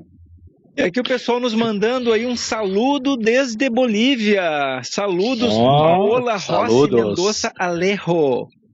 A gente podia fazer uma só em espanhol, hein? Opa. Portunhol, né? Vamos dar um presente para América Latina e expandir micadeira? Eu acho que merece, viu, Davi? Porque ó, eu acho que Davi, assim, para quem não sabe, né, os nossos ouvintes aí, mas o Davi, ele é amado na América Latina inteira. Vocês têm que ver a homenagem que ele recebeu no Peru, né, Davi? O pessoal não me conhece bem, então por isso que eles gostam tanto de mim, eu acho que é isso. Não, depois você tem que contar como é que foi lá a homenagem no Peru, que bacana. No Peru e na Colômbia. Na Colômbia também ele foi homenageado. Nossa, na Colômbia tem que trazer café de lá pra gente. Naquele congresso que a gente foi lá, você lembra? Colômbia ele é adorado. Que a gente deu aula. Sabe que eu achei o vídeo do americano falando no congresso, e foi legal, cara, porque ele falou assim, ó, não, eu tirei 4 meses para visitar os cirurgiões de artroscopia, viajei o mundo, eu já tenho 20 anos de artroscopia de ombro, joelho, viajei o mundo, tal, até que eu tava em Porto Alegre. O Davi me mostrou umas fotos e eu pensei, isso eu consigo fazer. Esse vídeo aí eu vou botar no ar uma hora aí. Esse foi lá no eixo do Chile, né? Eu lembro da aula dele. Do Chile. Posso jogar mais uma pergunta? A resposta, então, é bale. Bale é fazer. Vamos fazer. Vamos prometer aí. Joga mais um nome que eu procuro aqui, João. Alexandra Carneiro. Encontrou, Davi? Eu não sou tão rápido assim, né? Porque eu tô vendo aqui. Achei aqui, ó. Boa noite. Então, essa é pro bonito Bruno Abilo, Rio de Janeiro. O resultado da cirurgia muda algo em pacientes com epifisiólise, Bruno? Mas eu tô vendo outra pergunta. Eu botei outra pergunta. Acho que ela fez essa antes. Vamos procurar aqui. Tá. Deve ser o início dessa sua aí. Deve ser o início. Eu nasci com a bacia deslocada, tem um lado maior que o outro e escoliose. Aí eu bate com o Inácio conversou, né? Agora com 25, soube que tem o impacto... E erosão condral grau 3. Cisto subcondral, a artroscopia resolve? Essa foi aquela parte da pergunta. A gente conversou um pouco isso sobre nossa live sobre artroscopia bilateral dos quadris, né? O que acontece é que existem alguns fatores prognósticos negativos para a artroscopia de quadril no que diz respeito à preservação articular. E normalmente o cisto subcondral ele tende a ser. Então nós temos que ver a localização, tem que ver o tamanho do cisto, se existe comprometimento da cartilagem subcondral e como está, da cartilagem, né, e como está, como é que está esse espaço articular. Dependendo do espaço articular, a gente até conversou sobre a possibilidade de, sim, se fazer uma artroscopia e ter a utilização das membranas, de colágeno, mas tudo depende de espaço articular, localização e dando essa cartilagem que a gente já tem agora, né? E uma outra coisa que aí vem no exame clínico, muitos pacientes no exame clínico com limitação importante do movimento, com uma lesão de cartilagem, normalmente o prognóstico numa cirurgia de preservação não é tão interessante também, né? E outro detalhe aí, Bruno, outro detalhe é que ela colocou, eu nasci com a bacia deslocada, então pode ser que o que ela tenha tido tenha sido uma displasia, na verdade, o que é muitas vezes... E aí acaba sendo uma contraindicação, né? Exatamente. Vai lá, João, fala. Tem uma outra, que seria outra pergunta, pode comentar, Davi, depois eu falo. Eu vou botar uma outra pergunta aqui, que essa aqui sempre cai, e eu acho que é sempre bom a gente falar, tá? Que a gente está mudando aí todo o paradigma da cirurgia do quadril, no Brasil todo aqui, ó. Tá, eu só vou dar, só para a pessoa ficar tranquila, quem vai responder, Rosimeire Martins, é o Bruno, tá? Ela é do Rio de Janeiro. Tá. Só para ela ficar tranquila. Então aqui, ó, nessa pergunta aqui da Michele, ela fala, tem 26 anos, artrose bilateral severa, não consegue mais trabalhar em pé, muita dor, muita limitação de movimento. Seria a melhor escolha a colocação da prótese agora? Eu acho que essa aí todo mundo João. Pode comentar um pouquinho aí, né, João? Vai lá. Vai lá, João. E que coloque de novo a pergunta aí, ó. Eu quero, por favor. 26 anos, artrose severa bilateral, não consegue trabalhar em pé, muita dor, tem limitação de movimento, seria... Claro que a gente está respondendo essas perguntas de uma forma genérica. Isso é importante. A gente não conhece as pessoas, então a gente... Então, lembrem-se disso aí, da resposta genérica. Não levem tão ao pé da letra, né? Sim, então, voltando aí naquele exemplo que eu citei, né, era uma paciente, era uma mulher, né, então muito jovem também, inclusive a idade dela era 26 anos de idade, também, coincidência, mas ela não estava conseguindo trabalhar direito, mesma coisa, ela tinha casado, ela tinha um sonho de ter filhos, nunca engravidou, por conta do medo e das dores, que ela tinha um medo terrível de passar a experiência de um parto, né, mesmo que fosse cesáreo, com uma artrose e a limitação que ela tinha. Ela andava com um par de muletas, né, e ela veio, ela buscou, ela resolveu tudo. Eu sou encantado com ela, sou fã dela, não posso falar o nome, mas é uma pessoa maravilhosa. Ela conseguiu resolver tudo, buscou o melhor, conseguiu fazer a cirurgia. Hoje ela está extremamente feliz e já está aí programando a gravidez dela, né? Então, assim, eu acho que a vida segue, né? Então a gente não pode parar nela. A gente não pode ficar só pensando no que vai acontecer amanhã. A gente fala o futuro a Deus pertence, né? Nós não vivemos no futuro e nem no passado. Nós vivemos o presente, né? E daquilo que nós fizemos no presente, nós poderemos colher no futuro. Então, se nós tivermos uma qualidade de vida agora no presente, nós também teremos uma qualidade de vida no futuro, né? E você vai ter boas lembranças do seu passado, né? Então, eu penso dessa forma. Isso é filosofia de vida, gente. Eu acho que todos nós aqui, nós pensamos da mesma forma, né? Não, especialmente hoje tu tá inspirado, João. Todos nós pensamos da mesma forma, mas só você consegue colocar isso aí em palavras, né? Colocar e com tanta paixão, Sim. Ó, vamos botar aqui, Janete, fiz cirurgia em janeiro, estou muito bem e muito feliz. Valeu, Trusmão. Um grande abraço, Janete. Que maravilha ouvir isso, que tá te sentindo bem. Coisa boa. Ó, a Camila Cristina mandando um abração aí pra você, Davizinho. Fez uma consulta pela telemedicina, tá? Falou que te acha genial. Não é só você não, Camila, nós também, tá? Nós também, sempre. Nós também achamos genial. A gente não fez a consulta ainda por telemedicina. A agenda está lotada. Muito obrigado, Camila. Foi um prazer. Maravilha. Lembrando para todo mundo, né, que essa época de pandemia, limitação das viagens aí, a questão da telemedicina é uma coisa que tá aí para ajudar muita gente que está à distância. Até porque, assim, aquela situação que a gente já falou, né, às vezes a pessoa está numa cidade menor e ela julga que a cidade dela tem menos recursos. Poxa, com essa oportunidade da telemedicina, ela pode consultar qualquer pessoa de qualquer lugar do mundo. Claro que a língua pode ser uma barreira e talvez fazer uma cirurgia fora do Brasil pode ser uma barreira, mas imagina que vocês têm acesso a qualquer médico do Brasil agora. Então é uma oportunidade única, né? Ô Bruno, você que está aí no Rio, bonito, ajuda essa mãe aqui. Eu acho que vai valer a pena. Dá o nome. É a Rosimeire Martins. Eu vou tentar achar aqui. O Bruno vai saber orientar, vai dar uma direção a você, Rosimeire.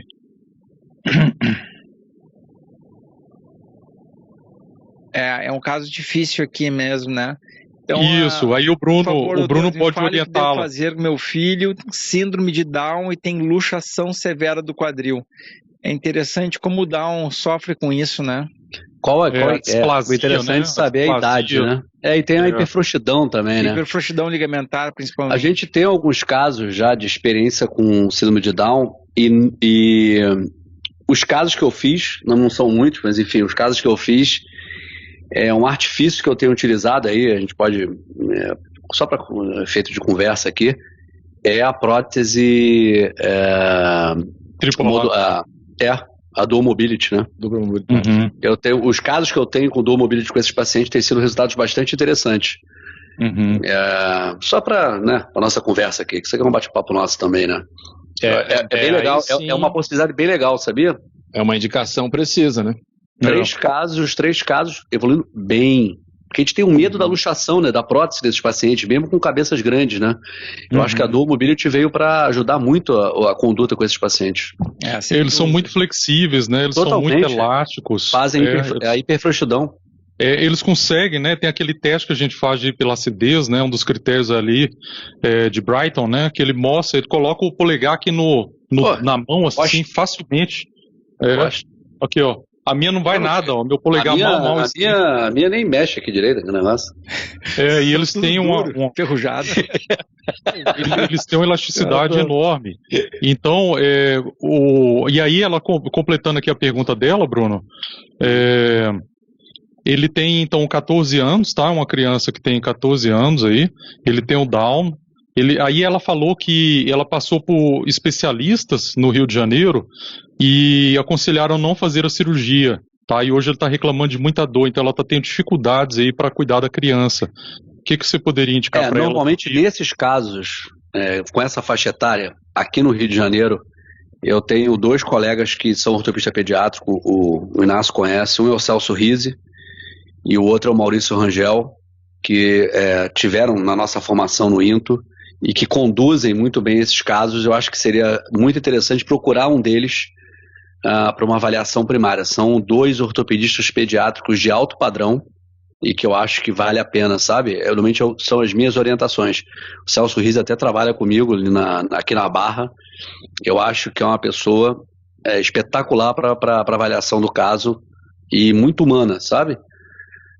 Só para a gente conversar, a osteotomia valdizante que a gente viu, aquela cirurgia que eu mostrei ali no início, foi ele que fez a tentativa de ajudar a paciente para evitar a colocação da prótese. Tem um cara que tem um arsenal de possibilidades e de experiência na ortopedia pediátrica muito grande. Seria essa a minha orientação. Excelente, muito obrigado, Bruno, especialmente para Rosimeire Martins. Ela está falando aqui que é do Rio Branco, Acre.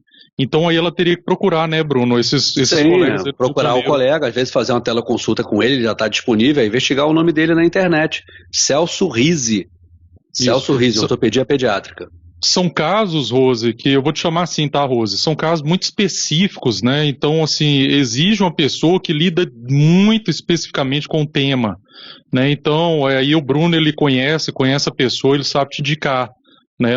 Indicar não é fácil, tá? Então, você já está pegando a indicação de um colega que é especialista de quadril e que conhece o outro que é especialista pediátrico em quadril. Então, a chance de encontrar isso daí não é fácil, tá? Então, corre atrás aí. Né, busca ele aí. Com certeza. Tem uma pergunta aqui que eu acho que é importante, porque ela é bem comum, tá?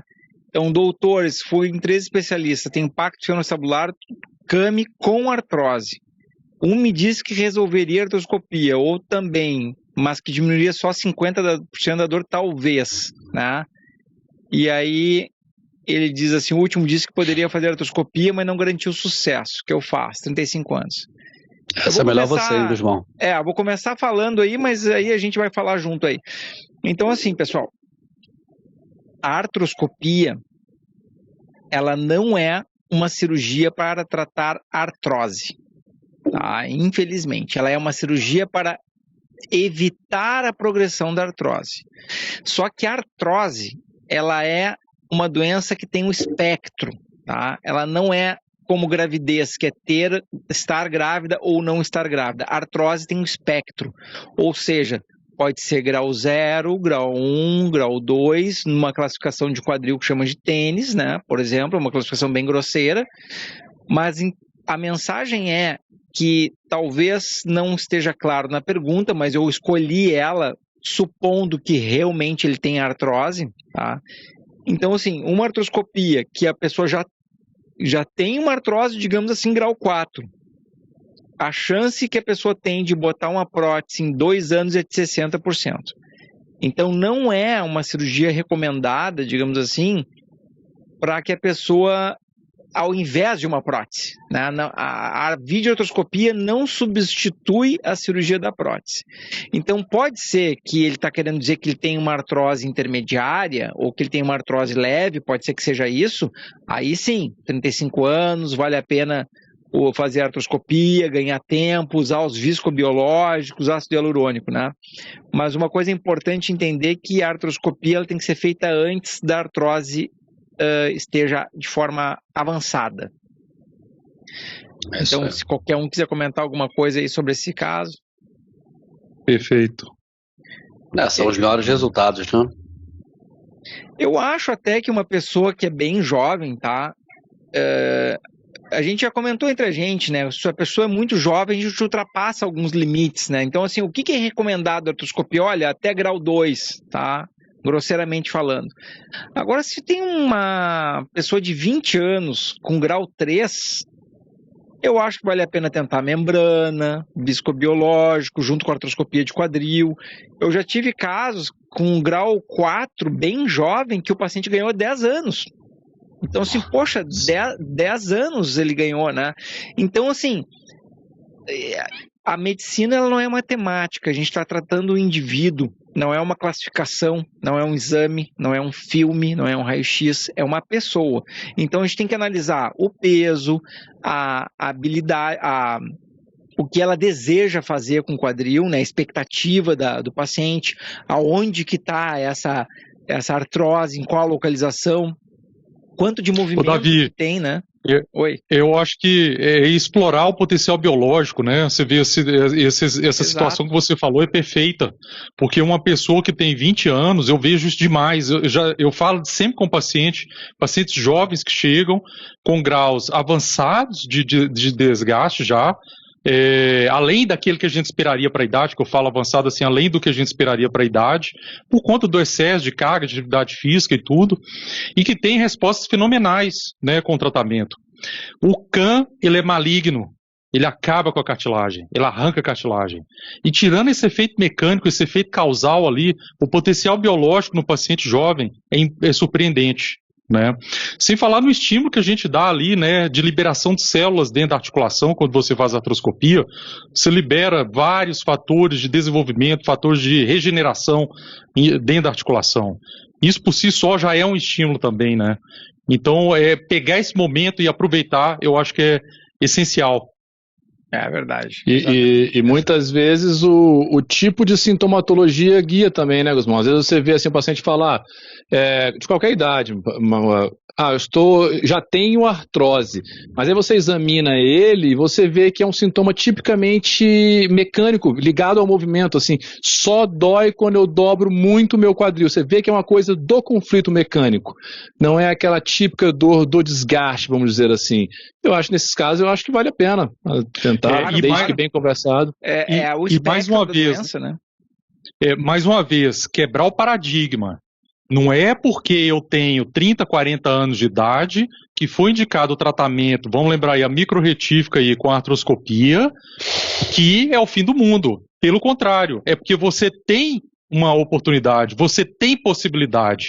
Se está sendo indicado aí no caso, é porque tem possibilidade. Ah, não, eu vou esperar, eu estou com 30, eu estou muito jovem para fazer a cirurgia no quadril. Quantas vezes nós já escutamos isso?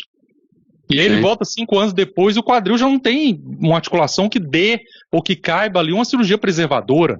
Então, uma técnica aplicável a determinado ponto. Passando aquele ponto, não é mais aquela técnica. Então, são outros recursos. Né? Tirar esse paradigma, porque quando a gente fala de cirurgia de quadril, a gente só pensa em prótese. Não é isso, gente. Nós estamos falando em preservar a articulação, tá? É o que o Davi falou. A articulação original, inata, ela é sempre melhor, mas é claro, ela tem que ser funcional também, né? Não adianta eu ter uma articulação inata, biológica, mas que não tem mais cartilagem nenhuma, não tem mais mobilidade. Aí ela vai começar a ser um entrave, né? Um entrave ali na vida, né? Então são situações aí que a gente tem que pontuar. Exato, perfeito. Bom, pessoal, estamos aí com 1h35. Aí eu vou botar essa pergunta aqui no ar, ó. O que seria epifisiólise? Então a dica é o seguinte, Thiago.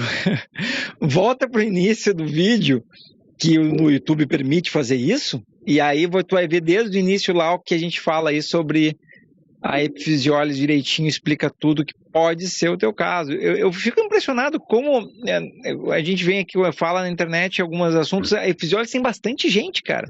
E a gente achou que, né, inicialmente, será que vai ter muita gente identificando com isso? Olha só quanta gente, né? Essa incidência de 10 casos para 100 mil não pode ser, deve ser mais.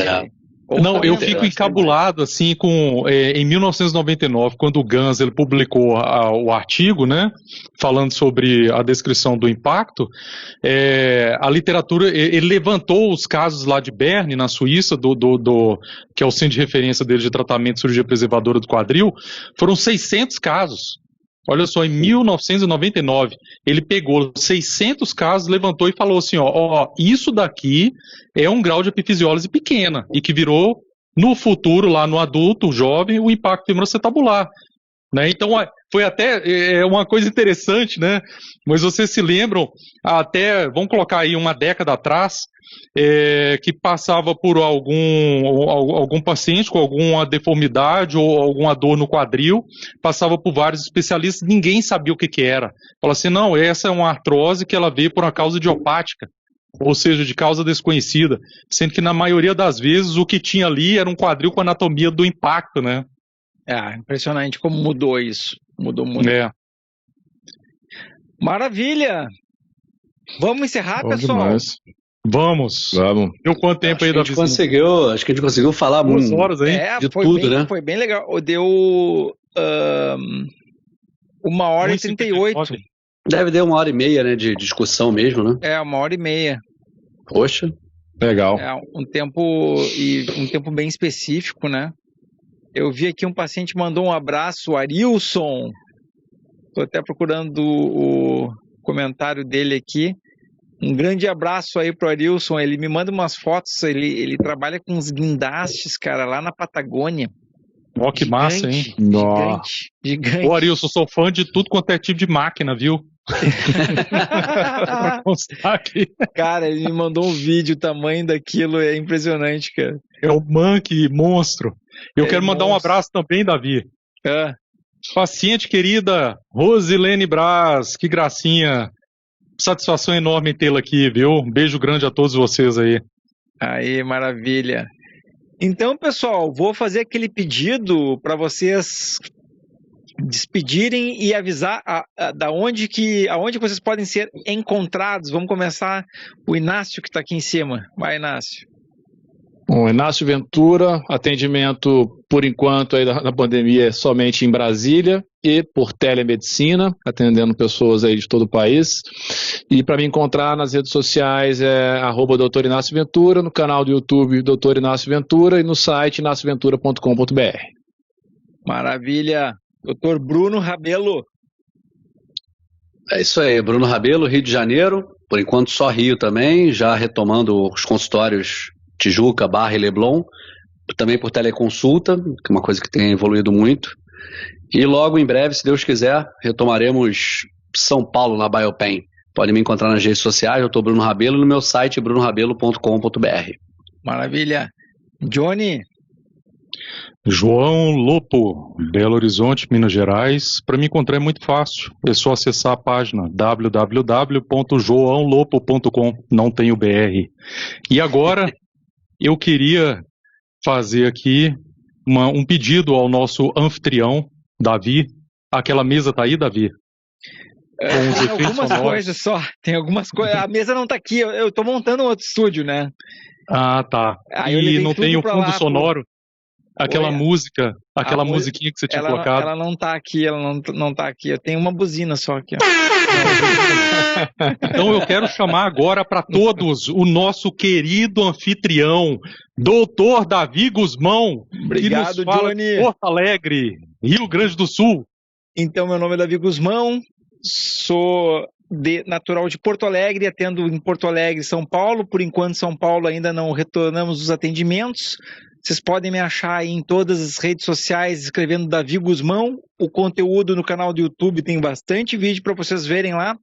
E aqui eu vou fazer um pedido para todos nós, que é o seguinte, pessoal. O YouTube, eles nos dá informação, o Facebook também, ele nos dá informação se a pessoa que assistiu, ela estava inscrita ou não.